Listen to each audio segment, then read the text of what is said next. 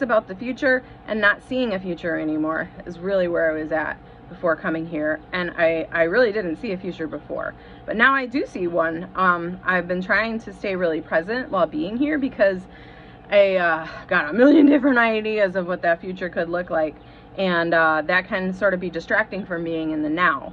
So but I am pondering lots of options for how to secure continued happiness and healing in my life. A lack of interest in activities that I once enjoyed, like music, dancing, planning gatherings. Now the only thing I can say about this is that the water recaptivates enjoyment for me. Diving, snorkeling, even just swimming in nature, there's a lot of interest and a lot of enjoyment in those experiences. Hiking up a big hill at my size, not really enjoyable to me right now, but anything in water is enjoyable. Difficulty experiencing positive emotions, severe depression. Yes, nicely I felt great awe, wonderment, and joy while scuba diving, and also a connection with Kevin and Audrey over their incredible meals at their home, and I have felt positive emotions during these times. Feeling emotionally numb. Numbness is not really part of my experience right now. There's either great joy or there is sadness that I am trying to process, but I don't really feel numb. Changes in physical and emotional reactions. So here's a good example of some change. I talked to my dad on the phone last night. He's in the hospital. He's recovering from, this is the dad who raised me, not my biological dad. He's in the hospital after having a series of strokes and 2 brain aneurysms. And he told me some things about his circumstances that would have normally thrown me way off kilter. And I would have tried to step in and immediately take control of his life because I like to be a good daughter. That's an aspiration that I have. And the hassle, you know, and I would be, you know, bugging the people at the hospital to ensure they were doing their jobs, but I really didn't feel like talking to him, that it was my job to do anything right now but hold space for him, ask questions, and see if my brothers can get involved in dealing with whatever his needs are. But I didn't feel too distressed to get involved. This is his journey, not mine, and I want to support him, but there's others who can do so, and so I can focus on me right now. And I think he really enjoyed hearing the successes of my diving experiences and the effects that it was producing on my brain. And that was just a really nice thing. I think that he needed to know that I was going to get better. And he understood what it must be like to feel like your brain's being rebooted. And so there was a lot of calm and joy in our conversation, and that was a good thing. Another PTSD symptom, being easily startled or frightened. Not so much in the water anymore, which means I'm not so much in real life either. Sharks are still a thing, but I'm pretty calm diving. I got to watch a bunch of sharks swimming in a pool together last night, being fed scraps of fish. Those were some bigger sharks. That was a little like, whoa, what if I saw that in the ocean? And I'm pretty sure I'd just stay calm and drift away. Self-destructive behavior, such as driving too fast, texting while driving, overeating, and emotionally sabotaging relationships. I have overeaten while being here, and now I'm starting to slow down when eating. I don't text and drive anymore, mostly because there's no signal, so I can't.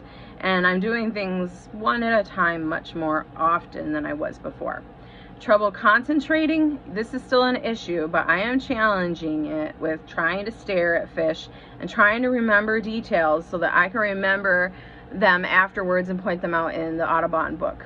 Part of it is there's just so much to look at under the water, in the hole even. It's just like, where do I focus my attention? It's all so beautiful. But taking the time to really notice details, concentrate, and remember those things, it's still a work in progress. Irritability, angry outbursts, or aggressive behavior, this can still happen when I'm pushed a lot physically on land. But I think it's just because I'm overweight and I really dislike it. This weight, some of it came on because of overeating, some of it's just the meds that I'm on. I want to feel as free on land as I do in water. So I have to learn on land to really just slow down. That's all I can do right now. Overwhelming guilt or shame. This can still creep in, but it's a lot less now. I do wish I could have given my kids a different mother for the entire experience of their lives so far, but I just have to focus on the person that I'm trying to become. And I feel the Earth Mother telling me, stop analyzing the past and the problems, stop trying to figure out why, and just be healed. My kids are going to take away incredible lessons from all of my process that will help prepare them as people. And then trouble relaxing, well, that's definitely a lot less here now than it was before. I can relax. On a scale of 0 to 100, 100 being the best, 0 being the worst, probably came here at like a 5 or something, and I think that I'm at a 50 right now. So I think that's a good overview of where my PTSD symptoms are at and how far I've come along. None of that's very fun stuff to have to talk about, but at the same time, for research purposes, I am committed to helping the pursuit of exploring how scuba diving can help with PTSD. So I think you have to be able to identify exactly what were the problematic symptoms and situations that put me here, and start to evaluate, okay, here's the progress that you're making on these things. And so I wanted to make a really clear video that discussed those things, even though it's emotionally difficult. I think also that one day I imagine I'm going to be able to talk about the stuff that happened, and it's not going to be so triggering, if even triggering at all. Like, I can actually see myself being so calm through scuba diving that I could sit there and talk about the worst thing that happened to me in detail and just be neutral on it. And so that's a gift to even think that that's going to be a possibility, you know, because I really did not think that would ever be possible.